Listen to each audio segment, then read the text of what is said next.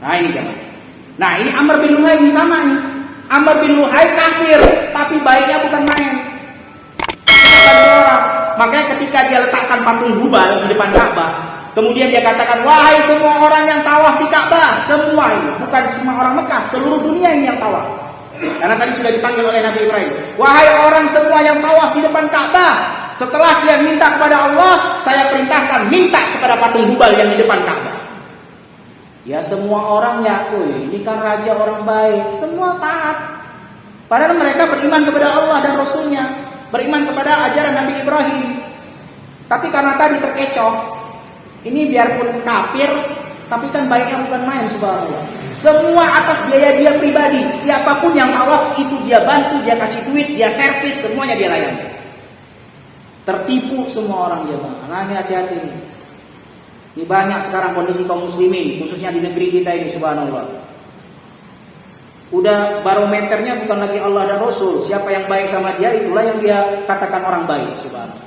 Bukan agama lagi udah. Agama nggak jadi barometer sekarang. Subhanallah jamaah sekalian. Jangan begitu, kita sudah sampaikan bagaimana kita menganggap orang itu baik atau tidak. Yang pertama adalah ukurannya Allah dan Rasul. Kemudian semua melaksanakan apa yang diperintahkan Amr bin Luhai, mulai jatuh kesyirikan. Ya, minta kepada Allah, kemudian minta kepada patung berhala yang dibawa oleh Amr bin Luhai bernama Hubal. Kemudian ketika Amr bin Luhai melihat ternyata semua pada taat nih, pada mau saya suruh nih, akhirnya dia perintahkan juga setiap orang yang pulang dari selesai melaksanakan tawaf harus membawa satu patung ke rumah mereka. Dan semua taat juga. Dan pada saat itu dia perintahkan orang musyrik, orang Quraisy, orang Mekah pada saat itu untuk belajar memahat patung. Akhirnya mereka pun bisa membuat patung dan menjadikan sebagai pemasukan mereka. Yang datang dari luar beli karena datang untuk tawaf, kemudian mereka taat kepada perintah Raja Amr bin Luhai karena baik. Kemudian juga pemasukan orang Mekah lumayan.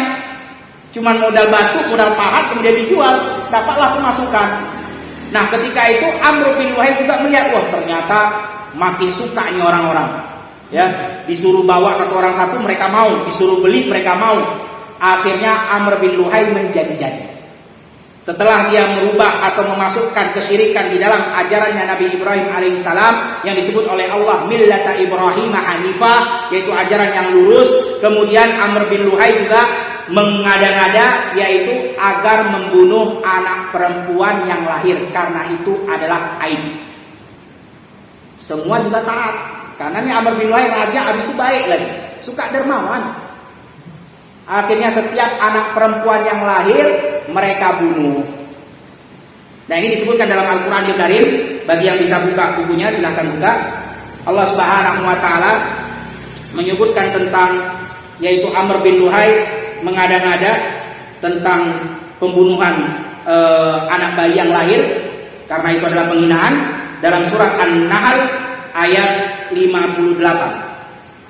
Dalam surat An-Nahl ayat 58 kata Allah Subhanahu wa taala, "Wa idza busyira ahaduhum bil untha dhalla wajhuhu muswaddan wa huwa kadhim yatawara minal qaumi min su'i ma busyira bih ayumsikuhu ala hunin aw yadussuhu fit turab ala sa'a ma yahkumun." Kata Allah Subhanahu wa taala ketika diberitahukan kepada mereka, yaitu orang-orang Arab yang ada di Mekah, tentang kelahiran anak bayi milik mereka, maka pada saat itu mereka, wajah mereka pun hitam. Karena apa? Wahwa kadhim, karena merasa malu yang begitu sangat sampai menghitam. Dia tawara minal qaum, dan dia lari daripada orang-orang, sembunyi karena sangat malu. Dan dia mengira bahwasanya itu adalah penghinaan, dan dia berpikir bagaimana caranya, apakah tetap dipelihara anak perempuan ini tapi kita menanggung malu, atau kita kuburkan hidup-hidup di dalam tanah ala sa'a ma yahkumun. Kata Allah Subhanahu wa taala, itulah ya hukum yang dibuat oleh siapa? Amr bin Luhai, raja mereka, adalah hukum yang paling buruk. Tidak ada dasarnya, tidak ada Qur'annya, tidak ada hadisnya. Pokoknya begitu aja. Nah ini, hati-hati jamaah. Ini semua karena apa? Karena kejahilan, karena kebodohan. Dia nggak punya ilmu, cuma modal dia baik, orang tertipu. Makanya kata Allah Subhanahu wa taala, agama ini, agama Islam ini adalah agama ilmu, agama yang harus dipelajari, bukan ikut-ikutan. bukan agama budaya nenek moyang, bukan, itu salah. Kita udah sampaikan di pertemuan yang lalu, jangan sampai bulan Ramadan orang ramai ke masjid, kita ikutan ramai ke masjid, tapi nggak tahu apa hukum di masjid, apa hukum Ramadan. Ketika orang semua pada hilang dari masjid, dia juga ikut hilang dari masjid, karena dia nggak tahu apa pentingnya di masjid, apa hukumnya di masjid, apa yang harus dikerjakan di masjid. Dia nggak tahu, cuma modal ikutan. Ada orang ramai terawih Ada orang ramai baca Quran di masjid, ya udah baca Quran begitu nggak ada, ya udah pergi Jangan begitu jemaah. Makanya kata Allah Subhanahu wa taala, Iqra, ayat pertama yang diturunkan oleh Allah Subhanahu wa taala kepada Nabi Muhammad apa? Iqra, baca, pelajari, pahami agama, bukan ikut-ikutan. Begitu juga kata Allah Subhanahu wa taala, fa'lam annahu la ilaha illallah. Pelajarilah apa itu kalimat tauhid la ilaha illallah, bukan hanya ikut-ikutan. Orang bilang la ilaha illallah, kamu bilang la ilaha illallah. Enggak begitu jemaah. Pelajari, ketahui maksudnya apa, yang diinginkan apa, komitmen yang harus dikerjakan apa yang harus ditinggalkan ketika mengatakan la ilaha illallah, itu harus belajar. Makanya kata Rasulullah sallallahu alaihi wasallam, talibul ilm faridatun ala kulli muslim. Belajar ilmu agama wajib kepada setiap muslim. Wajib. Karena bahaya kalau dia cuma beragama tapi nggak belajar, cuma beribadah doang tapi nggak belajar, bahaya. Coba lihat Amr bin Luhai. Cuma modal baik doang, modal suka bantu orang doang, modal semangat doang, tapi nggak mau belajar, nggak punya ilmu, celaka. Dia celaka, orang lain celaka. Nah ini bahaya. Nah, kemudian ketika Amr bin Luhai sudah merubah beberapa daripada ajaran Nabi Ibrahim, dan salah satunya adalah mendatangkan patung berhala, kemudian yang kedua adalah mengatakan bahwasanya anak perempuan itu adalah kabar yang hina sehingga harus dibunuh. Kemudian juga Amr bin Luhai mengatakan bahwasanya ada beberapa hewan yang harus dimuliakan. Ini jadikan tradisi. Makanya kita lihat musyrikin Quraisy betul-betul bodoh. Mereka sembah berhala, mereka juga bunuh anak perempuan yang lahir. Ditambah lagi mereka mengkeramatkan beberapa hewan, nggak boleh dibunuh, nggak boleh diganggu, nggak boleh diapa-apain. Nah ini kan nggak ada juga dalilnya. Terlebih lagi hewan itu adalah al-an'am yang memang harus dimanfaatkan, seperti sapi, kerbau, kambing, ya, dan hewan-hewan lainnya. Nah kata Amr bin Luhai, ada beberapa hewan yang tidak boleh disakiti, tidak boleh diapa-apain, harus dibebaskan begitu saja, yang disebut dengan hewan hama, wasilah, dan juga sa'ibah. Dan ini ada disebutkan oleh Allah Subhanahu wa taala dalam surat Al-Maidah ayat 103. Bagi yang bisa buka, ya, Al-Maidah ayat 103. Tentang bukti bahwasannya Amr bin Luhai ya orang pertama kali yang mengkeramatkan hewan-hewan ternak. Yang mana tidak ada keramat, hewan ternak itu dimanfaatin, bukan dikeramatin. Ini yang jadi masalahnya. Bahkan di sebagian tempat ada yang mengkeramatkan kerbau putih, bayangkan. Kerbau putih dinamain Kiai Slamet. Kencing, kotoran semua dijilat. Subhanallah, betul-betul jahiliyah, itu lebih parah lagi. Ya. Apa kata Allah Subhanahu wa taala dalam surah Al-Maidah ayat 103? Allah Subhanahu wa taala berfirman, "Ma ja'alallahu min bahiratin wala sa'ibatin wala wasilatin wala ham, walakinnal ladzina kafaru yaftaruna 'alallahi al-kadhib wa aktsaruhum la yaqilun." Tidaklah mereka jadikan bagi Allah itu bahira, sa'ibah, wasilah, dan hama, kecuali itu adalah orang-orang kafir yang mengada-ngada atas Allah dan mereka berdusta. Wa aktsaruhum la yaqilun, dan kebanyakan dari orang-orang kafir nggak punya akal. Ini kan orang nggak punya akal. Apa itu bahira? Bahira itu adalah onta betina yang sudah melahirkan anak 5 kali, dan anak yang terakhir adalah jantan. Maka onta betina tadi dipotong atau dibelah kupingnya, kemudian dibiarkan begitu saja, tidak boleh diapa-apain, tidak boleh ditunggang, tidak boleh dijual, tidak boleh dipotong, tidak boleh diperas susunya, nggak boleh. Udah biarin aja berkeliaran. Nah ini nama bahira, onta betina yang sudah melahirkan 5 anak, anak yang terakhir jantan. Nah langsung kupingnya dibelah, dibebaskan begitu aja. Kemudian apa itu sa'ibah? Di sini sa'ibah adalah onta yang mereka jadikan sebagai nazar. Jadi orang-orang Quraisy kalau mereka ingin pergi kepada satu tempat, kalau seandainya mereka selamat pulang kembali dengan selamat, mereka akan mengatakan saya bebaskan satu onta betina, tidak boleh diapa-apain di kota Mekah. Nah, itu namanya sa'ibah. Kemudian wasilah. Wasilah ini adalah domba ya yang punya anak jantan dan betina kembar. Nah, yang jantannya anaknya maka tidak boleh diapa-apain dan harus dibebaskan, dan ini namanya adalah wasilah. Dan hama adalah onta jantan yang sudah berhasil membuntingi 10 onta betina. Nah, ini kan tambah bego lagi. Apa hubungannya? Dia jantan buntingin 10 onta betina, berhasil dia buntingi, habis itu nggak boleh diapa-apain. Subhanallah, memang nggak ada, jahil, memang tidak ada dasarnya. Nah, itu yang dibuat oleh Amr bin Luhai. Kemudian juga Amr bin Luhai menjadikan ajaran Nabi Ibrahim berupa tidak ada yang boleh tawaf di rumah Allah Subhanahu wa taala kecuali memakai pakaian jahitan orang Mekah. Kalau tidak ada, maka dia harus telanjang. Nah, ini juga bisnis ekonomi, biar orang pada beli jahitannya orang Mekah. Nah, coba lihat, karena kebodohan dia rubah ajarannya Nabi Ibrahim, dia sesat, orang lain pun ikut sesat. Hati-hati jemaah. Makanya kata Rasulullah SAW, man sanna sunnatan sayyi'atan, siapa yang melakukan, mencontohkan, menunjukkan kepada perbuatan yang jelek pertama kali, falahu, untuk dia dosa dan dosa orang yang mengikuti setelahnya. Makanya hati-hati jemaah, jangan kita ya buat perkara-perkara yang enggak baik. Contohkan hal-hal yang baik. Kalau hal-hal yang baik kata Rasulullah apa? Man sanna sunnatan hasanatan falahu ajruha wa ajru man amila biha ila yaumil qiyamah. Tapi siapa yang menunjukkan kepada perbuatan yang baik, dia yang mencetuskan pertama kali, dia yang membudidayakan pertama kali, dia mengajak orang pertama kali kepada kebaikan itu, untuk dia pahala dan pahala orang yang mengerjakan setelahnya. Itu kalau yang mencontohkan kepada kebaikan. Nah, ini Amr bin Luhai. Ya, makanya kata Rasulullah SAW, Amr bin Luhai dalam hadis yang sahih adalah orang yang paling besar azabnya di hari kiamat, karena dia merubah ajaran Nabi Ibrahim, menyesatkan dirinya dan diri orang lain.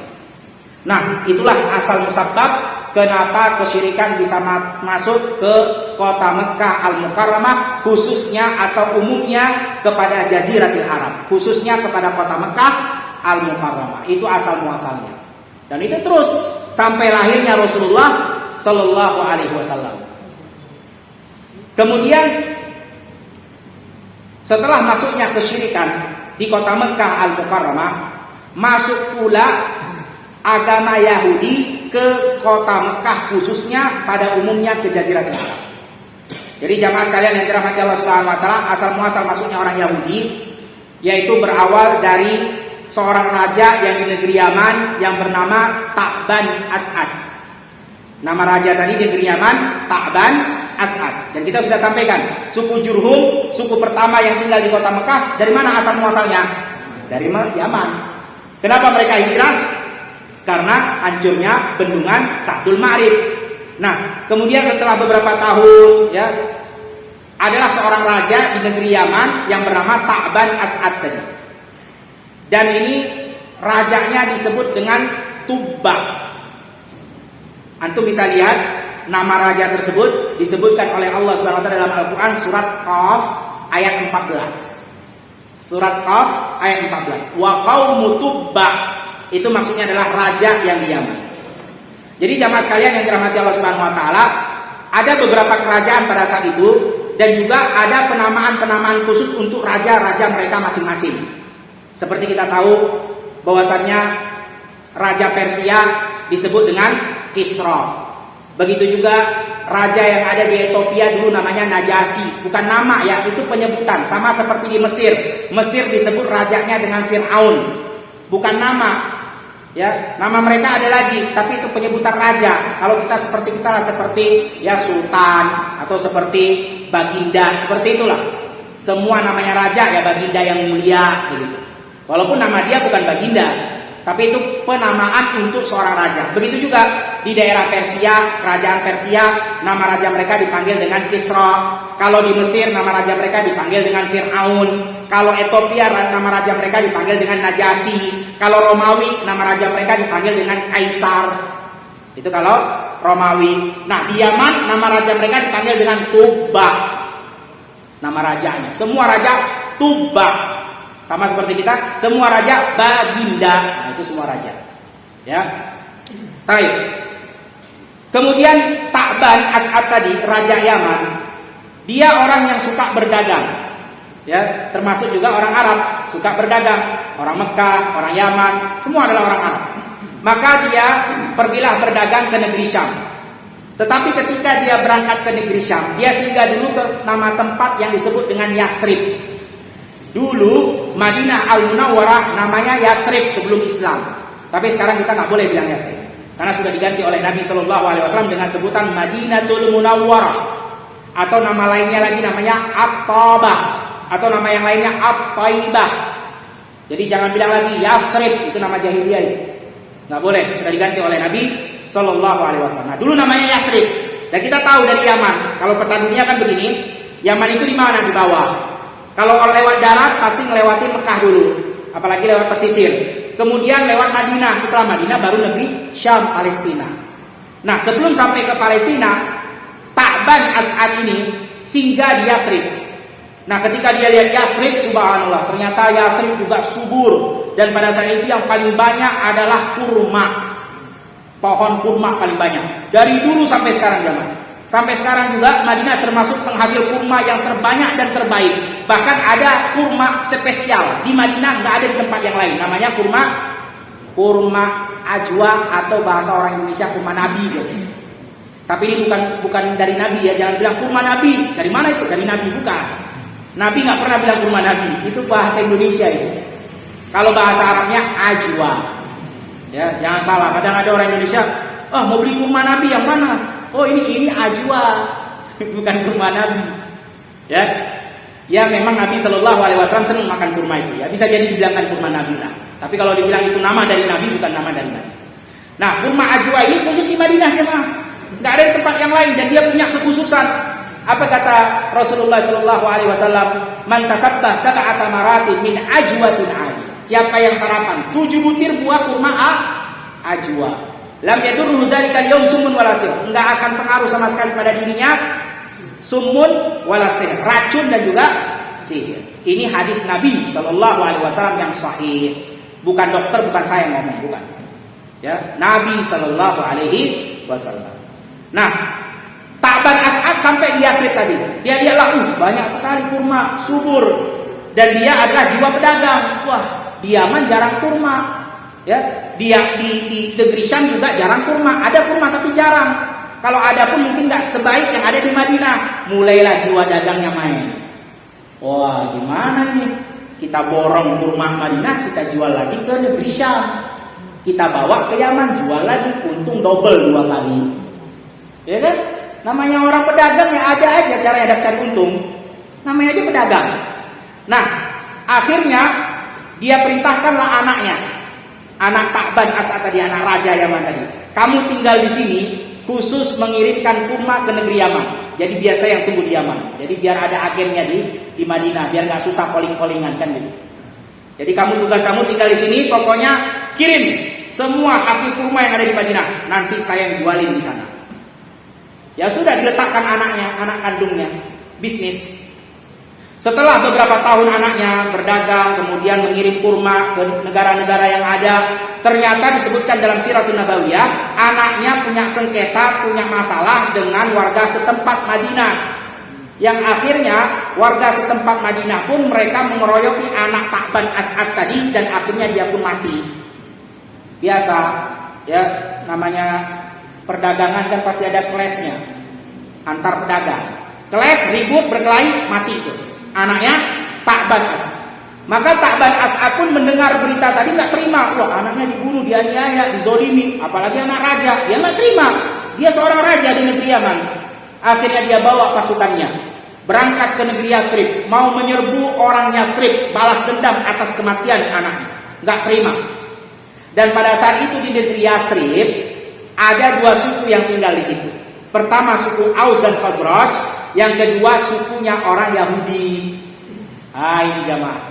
Kenapa orang Yahudi sudah ada di Yathrib? Kita tahu bahwasannya orang Yahudi itu punya kitab namanya Taurat, dan di Taurat disebutkan akan ada nabi terakhir namanya Ahmad, yang dia akan hijrah di tempat yang penuh dengan kurma. Salah satunya adalah Madinah. Pada saat itu tidak ada penghasil kurma yang terbaik kecuali Madinah. Itu alasan kenapa orang Yahudi mereka mendahului hijrah dari Palestina, yang mana asal muasal mereka dari Palestina. Mereka hijrah pergi ke Yathrib untuk menunggu nabi yang terakhir, karena sudah disebutkan dalam Taurat. Cuman masalahnya itu satu aja, kenapa mereka nggak mau ikut Nabi Muhammad. Ketika Nabi Muhammad muncul, ini jauh ceritanya sebelum Nabi Muhammad lahir ya. Ini kita cuma sampaikan kenapa orang Yahudi jauh-jauh beberapa tahun sebelum Rasulullah SAW lahir mereka sudah siap-siap menyambut Rasul, tapi tiba-tiba ketika Rasul datang mereka nggak mau beriman. Apa alasannya? Alasannya cuma satu. Ketika Rasulullah sudah datang, ketika mereka lihat ternyata bukan dari keturunan Bani Israel, dari orang Arab, dan mereka tahu Arab itu asal muasalnya Ismail. Ismail itu anaknya Hajar. Hajar dulu bekas budaknya Nabi Ibrahim. Masa kita ikutin keturunan budak? Itu doang. Rasisme. Makanya jamaah, kata Rasulullah SAW, ya, rasisme itu apa? Min amril jahiliyah, dari perkara orang bodoh. Kalau ada orang mengatakan, orang Jawa, ayo orang Jawa semua, jangan sama orang lain. Nah, ini orang bodoh nih. Orang Padang, ayo sama orang Padang, jangan sama yang lain. Ini orang bodoh nih. Yang betul apa? Ayuhal muslimun, wahai orang Islam, ayo semua orang Islam. Itu yang betul. Bukan orang Jawa, orang Padang, orang Sumatera. Nggak ada orang bodoh kalau ada yang mengatakan seperti itu. Karena Rasulullah yang mengatakan amrul jahiliyah, da'ha fa innaha mumtinah, tinggalkan karena itu sangat bau dan kotor. Rasisme itu nggak ada jamaah dalam Islam. Kalau dia mengatakan syahadat la ilaha illallah dan dia mengatakan syahadat la ilaha illallah, saudara. Tak ada lagi Jawa, tak ada lagi Padang, tak ada lagi Sumatera, tak ada lagi Kalimantan. Nggak ada. Saudara. Hati-hati jemaah, perkara jahiliyah orang bodoh. Jahil kan artinya bodoh. Jangan jadi orang bodoh lah. Nah, jangan jadi orang bodoh. Rasisme adalah perbuatan orang bodoh, kata Rasulullah Sallallahu Alaihi Wasallam. Nah, ini doang Yahudi nih. Itu doang alasannya nggak mau ikut Rasulullah. Alah, bukan Bani Israel, keturunannya bekas budak. Padahal jemaah kita sudah sampaikan, masa lalu itu nggak bisa kita hukumi orang dengan masa lalu. Allah nggak pernah lihat masa lalu. Yang dilihat kapan? Sekarang dan masa depan. Kalau seandainya Allah mau menghukumi dengan masa lalu kita, habis nggak ada yang selamat satupun, karena semua punya masa lalu. Siapa yang ngejamin dirinya nggak punya masa lalu yang buruk? Hati-hati. Yang nggak punya masa lalu buruk, saya cuma bilang tuh tembok tuh. Tuh tembok masa lalunya pasir sama batu. Tapi kalau manusia punya masa lalu, baik ataupun buruk. Nah, jadi nggak ada jemaah. Masa lalu nggak pernah Allah lihat. Kalau kita sudah taubat, sudah selesai. Nggak usah lagi diumbar-umbar juga. Harus ditutup. Allah saja nggak mau melihat lagi, kenapa kita harus buka lagi? Nah, ini juga salah jemaah. Terkadang kita suka cerita begitu ya. Terlebih lagi sama istri atau sama suami yang dulu mau, kalau saya mah pacar saya selusin yang. Ngapain sebutin pacar selusin, itu kan dosa pacaran. Wah, dulu saya, ya ngapain, sudahlah. Masa lalu biarkan yang lalu, kita sudah bertaubat selesai. Yang sekarang dan seterusnya itu yang harus kita pertahankan. Nah, itu jamaah sekalian yang dirahmati Allah SWT. Hati-hati orang Yahudi itu begitu. Asik mengungkit-ungkit masa lalu. Padahal mereka paham betul kalau ini Nabi Muhammad, Nabi, Rasul, utusan Allah. Paham betul. Bahkan disebutkan dalam Al-Quran. Apa kata Allah Subhanahu Wa Taala? Ya'rifunahu kama ya'rifuna abna'ahum. Orang Yahudi paham betul tentang Rasulullah seperti pahamnya mereka kepada anak kandung mereka. Anak kandung, kita punya anak kandung darah daging kita. Semua kita tahu dari ujung rambut dia sampai ujung kaki. Orang ketika lahir sampai gede, kita yang ganti pakaiannya, kita yang cebokin dia ketika buang hajat. Apa nggak tahu? Tahu semua lah. Tek lalatmu ada berapa di badanmu? Tahu. Kalau kita orang tua kandungnya. Nah, orang Yahudi begitu, paham betul detailnya Nabi Muhammad, paham. Tapi nggak mau beriman, nggak mau ikut. Kenapa? Ya tadi, rasisme tadi. Bekas budak, bukan orang Bani Israel, Arab. Nah, itu dia. Nah, itu alasan kenapa orang Yahudi tidak mau beriman kepada Rasulullah Sallallahu Alaihi Wasallam. Dan ini dikatakan kafir. Nah, jadi jangan salah paham. Orang Yahudi, orang Nasrani dikafirkan oleh Allah bukan karena tidak percaya kepada Allah. Mereka percaya kepada Allah. Buktinya mereka datang ingin menunggu Nabi Muhammad Sallallahu Alaihi Wasallam. Berarti kan percaya kepada Taurat. Taurat itu Yang turunkan adalah Allah Subhanahu wa taala. Cuma masalahnya mereka tidak percaya kepada Nabi Muhammad, makanya mereka jadi kafir. Nah, ini asal muasalnya. Jangan sampai salah. Kenapa orang Yahudi kafir? Kenapa orang Nasrani kafir? Karena tidak percaya kepada Nabi Muhammad sallallahu alaihi wasallam. Makanya termasuk daripada akidah Islam. Ini akidah Islam. Percaya kepada Nabi Muhammad, yakin dan percaya dan yakin kepada nabi-nabi sebelum Nabi Muhammad sallallahu alaihi wasallam. Semua harus kita yakini. Siapa yang percaya kepada Nabi Muhammad tapi nggak percaya kepada nabi-nabi yang lain sebelum Nabi Muhammad sallallahu alaihi wasallam, maka dia kafir. Hati-hati jemaah. Kalau Islam akidahnya begitu. Nabi Muhammad dan seluruh nabi-nabi sebelumnya harus kita yakini. Cuman praktek pelaksanaan syariatnya hanya berlaku syariatnya Nabi Muhammad sallallahu alaihi wasallam, yang lain sudah expired. Tapi kalau dibilang diyakini nabi-nabi sebelum Nabi Muhammad itu ada. Nah, kalau mau dikatakan toleransi sebenarnya Islam yang paling paham. Coba lihat. Kita Nabi Isa kita yakin itu nabi. Padahal nabinya orang Nasrani. Nabi Musa dan nabi lain-lainnya Bani Israel itu nabinya orang Yahudi, kita pun yakin. Kenapa kita yakin kepada nabi mereka tapi mereka tidak mau yakin kepada nabi kita? Ini kan gak adil namanya. Kalau toleransi berarti harus sama dong, satu-satu dong. Saya percaya nabi kamu percaya nabi saya. Ini nggak mau. Jangan ketipu dengan toleransi. Ini juga ajaran-ajaran orang-orang yang tidak suka kepada Islam. Hati-hati. Banyak sekarang kaum muslimin ya mindset pikirannya udah berubah gara-gara toleransi. Akhirnya kebablasan dia ikut agama orang lain. Nah, ini nggak benar. Yang paling tahu toleransi ya Islam. Coba lihat buktinya aja Nabi Muhammad dan nabi mereka kita percaya. Bahkan kalau nggak percaya nabi mereka itu adalah nabi, kafir, bukan Islam. Begitu akidah Islam. Kafir kalau yang mengatakan Nabi Isa bukan nabi, kafir. Yang mengatakan Nabi Musa bukan nabi, kafir. Kita percaya Nabi Yahudi sama nabi orang Nasrani kita percaya. Seharusnya mereka percaya juga dong sama Nabi Muhammad. Kan fair namanya. Ya kan? Kalau memang mau adil, tapi nggak mau. Nggak mau, mereka menganggap hanya Nabi Musa nabi kami. Orang Nasrani menganggap hanya Nabi Isa nabi kami. Makanya jamaah sekalian, antara mereka orang Yahudi dan Nasrani itu sebenarnya juga saling ribut jamaah. Jangan dikatakan mereka itu kompak. Mereka itu kompak karena musuhnya satu, kita. Makanya mereka kompak. Tapi dasarnya mereka itu terpecah belah. Kenapa?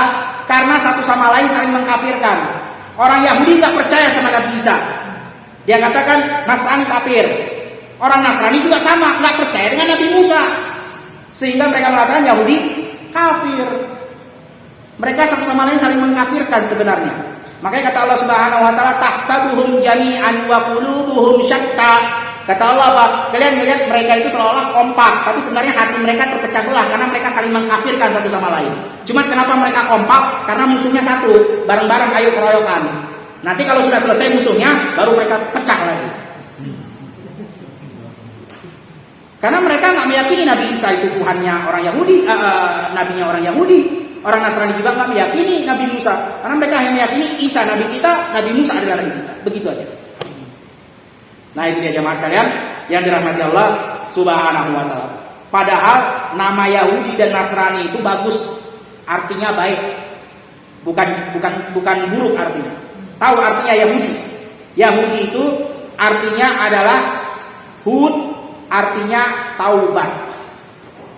Dan ini sesuai dengan firman Allah Subhanahu wa taala. Apa kata Allah Subhanahu wa taala?